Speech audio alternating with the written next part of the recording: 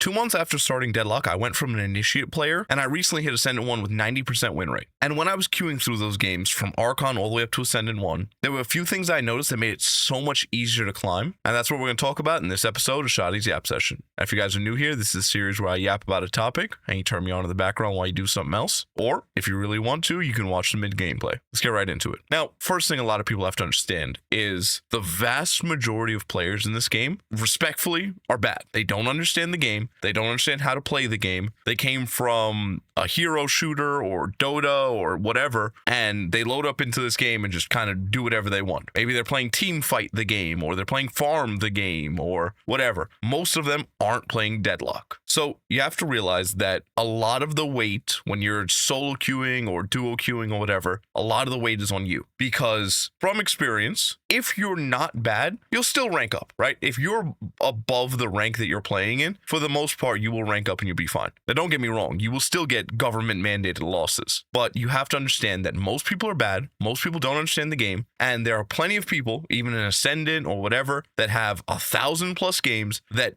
do not deserve to be there. They're bad, they got rank boosted, they got whatever, and Ascendant doesn't mean that they're good. Phantom doesn't mean they're good. Oracle doesn't mean they're good. A lot of the players are bad. So when you hear that, you're like, okay, what am I supposed to do with this information? Few things. One of the first things, it starts as soon as you start the game. You should be playing a gun carry, in my opinion. Now, don't get me wrong. If you can duo with someone, duoing, I think, is the best way to climb in this game by far. Because if you're duoed, you guys can cover different roles. For example, when I duo, my duo is usually a spirit nuker kind of player, or he plays a roamer. So what I'll be doing usually is I kind of just hard farm. I'm allowed to just pretty much hard farm, and he is the one who will roam or get picks in other lanes or whatever. And since I'm usually a gun carry, I can get all the objectives. I can worry about not having them buy one resistance and countering our whole team. And it just puts the game more in our control. Now, the reason why I say even for solo queue to play a gun carry is because if you understand, let's say, League of Legends or whatever, not queuing a gun carry character is like playing a game of League without an ADC. It just doesn't make sense. You don't have a carry. You don't have someone that can melt walkers. You don't have someone that can kill objectives, melt mid-boss. Even the fact that most of the roster is spirit and most of the people that play characters are people who play spirit characters. Most people just buy, let's say, Spellbreaker, Spirit Resil, and you're useless. They buy Dispel, you're useless. But if you're buying a gun character, chances are most of your team, if not all, will be spirit characters, which means you'll be fine. They can handle the early game for you, and you scale, you farm, whatever, and you just start getting every objective. You start melting people because they don't buy resistance for you, and you pretty much just scale and win. Now, some examples of gun carries are, let's say, Venator or Haze or Wraith,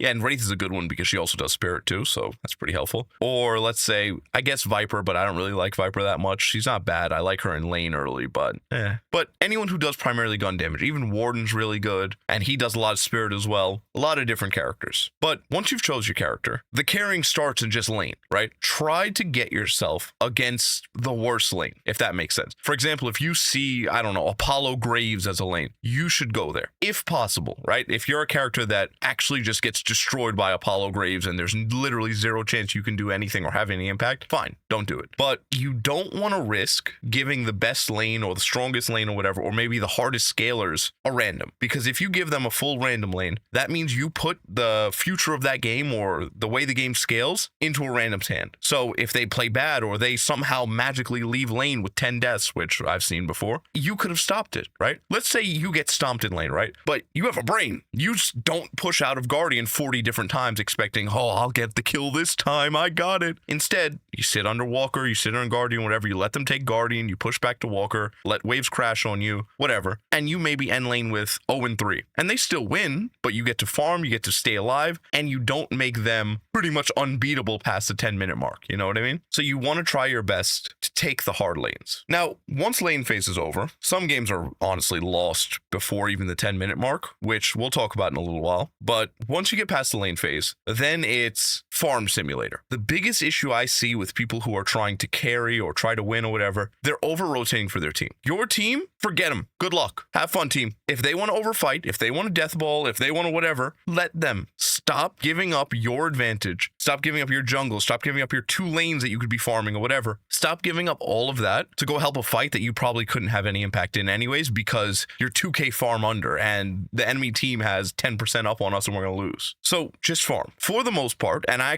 was admiring this game's balance the other day. I like the way they did unsecured souls because I think the game devs realized that farming, by far in my opinion, is just the easiest way to win a game. You sit there and you farm like an idiot the whole game. You just play PvE simulator and you walk out of jungle 10k farm ahead of everybody and there's nothing they can do about it. Unless they find you in lane, take that gigantic 2k bag you're sitting on away from you and steal it, and then you get out of the fight for 20 seconds or 40 seconds or whatever. So your game rotation, if all you care about is winning, now don't get me wrong, if you you just want to have fun or whatever, this probably wasn't the video for you in the first place. But if you just want to win, you want to rank up, or you want to tell someone, yeah, I hit Ascended or I hit a Turnus, bro, your job is sit there, get in lane, find out what your spikes are on your hero. For example, when I get Ricochet on Wraith, I will farm up for my next tier 4 after that, and then I pretty much perma-fight the rest of the game. I reset waves if I need to, but pretty much I'm always fighting or always getting jungle from the enemy team's side of the map the rest of the entire game. But you need to figure out what your spikes are. So let's say you're 7 and you just bought Unstoppable and maxed your last point to your ultimate. From then on out, you're looking for team fights. You're saying to your team, all right, guys, I got my big spike. I'm at 40k farm, whatever. Let's go fight them. And by then,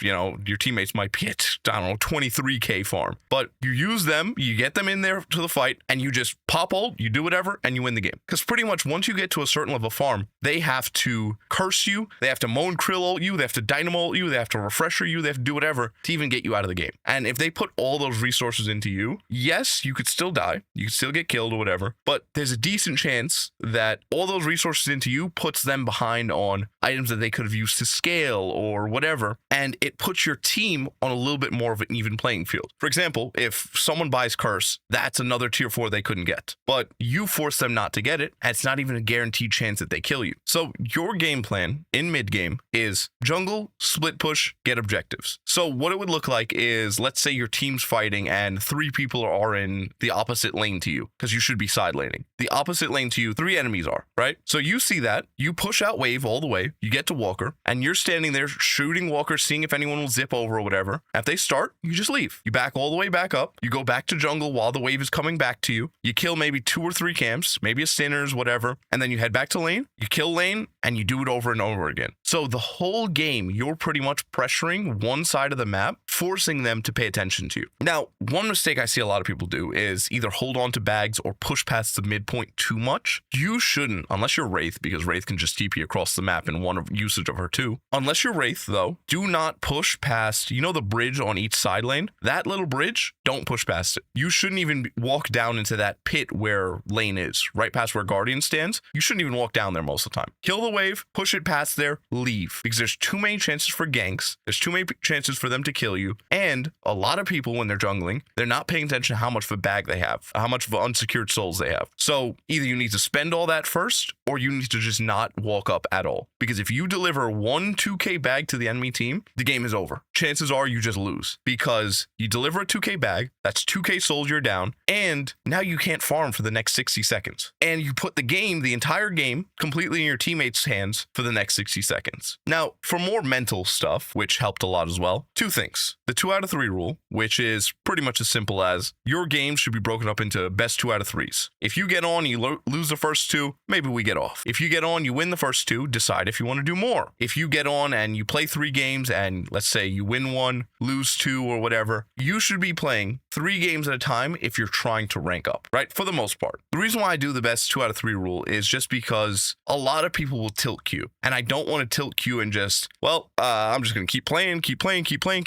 and just play till I lose, or play until I'm so far behind that I just don't want to play the game ever again. I was like, oh, no, deleting this account, deleting the game, no, I quit. I done lost just 5 in a row, I hate this game.